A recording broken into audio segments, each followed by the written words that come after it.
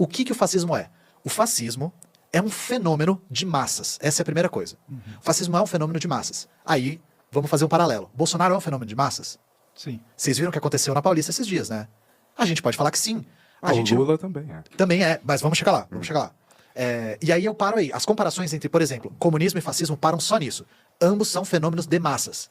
E essa comparação, ela é importante porque o fascismo surge justamente por isso. Como que você, num país capitalista que está em profunda crise, impede a classe trabalhadora de adotar uma via revolucionária? Como que você faz isso? Lembrando que na época, por exemplo, quando o fascismo toma o poder na Itália, nós já tínhamos, do outro lado da Europa, a Revolução Russa. Os bolcheviques tinham tomado o poder, tinham abolido a propriedade privada, nas cidades, pelo menos.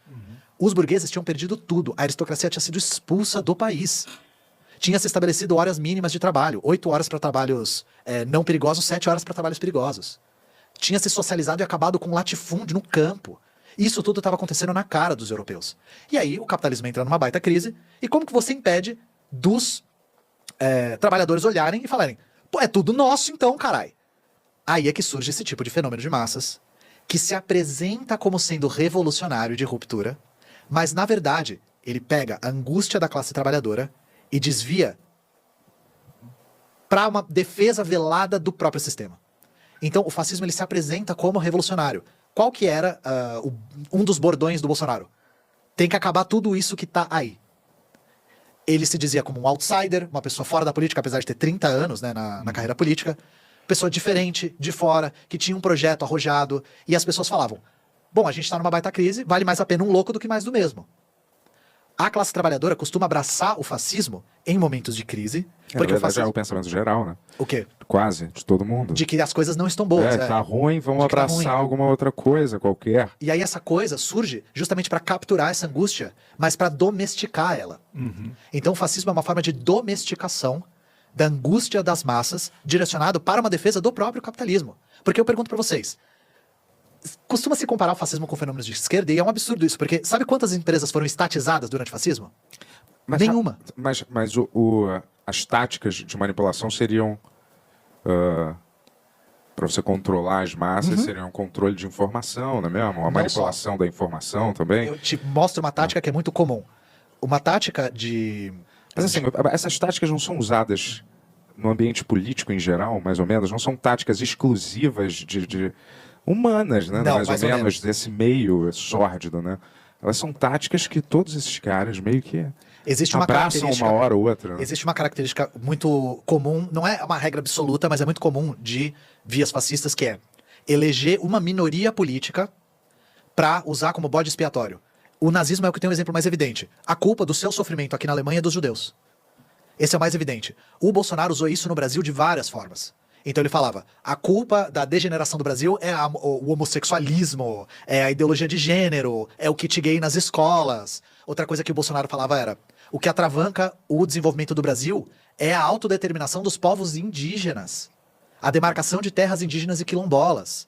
Ele falava isso. O Bolsonaro falava: mandam aqui pro Brasil venezuelano, haitiano, tudo que não presta. Isso é uma frase do Bolsonaro.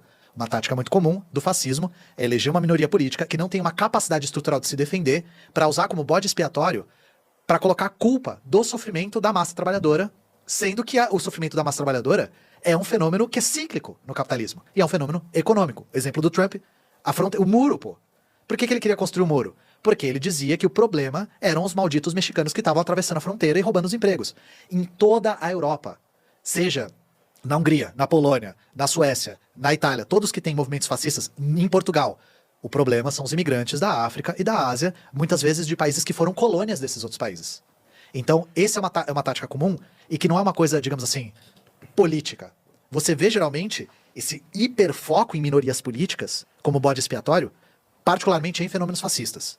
Isso é uma coisa mais específica, né? Porque, novamente, uma coisa que move muito as massas trabalhadoras é ódio. Ódio e medo. E capturar esse ódio e medo, tanto o ódio pelo diferente, quanto o medo de perder o seu lugar no mundo. Medo de que você não vai mais entender o que está acontecendo. Um espantalho que fazem o tempo todo com os europeus é que vão islamizar a sociedade, você vai ser obrigado a se converter para o Islã, você vai ser obrigado a aprender árabe. O pensamento de grande parte da Europa é que Mas o pensamento das pessoas se torna mais ou menos que você tem que a sociedade que abraçou essas pessoas tem que se adequar aos costumes dela e não ao contrário. Não as pessoas que adentram o lugar têm que se adequar ao costume. É assim que você pensa como europeu? Não, é só o que eu estou reproduzindo. Não, mas é você verdade. nunca ouviu isso? Com certeza. Não, ouvi, mas eu discordo em gênero, número e grau, porque não existe sociedade humana pura. As sociedades humanas se movimentam ao longo da história com aculturações. Então eu não acho que ninguém tem que se adequar a ninguém. Eu acho que os seres humanos vivem com culturas múltiplas desde que a gente surgiu como espécie. A questão é, Mas algumas dessas culturas são mais invasivas, às vezes, assim? Elas obrigam uma mudança Tipo comportamental da área? Não sei. Não.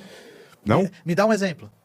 De você não consumir tais tipos de produtos ou ter que usar tais tipos de roupa, respeitar tais horários, se comportar de tais jeitos onde existe esse tipo de...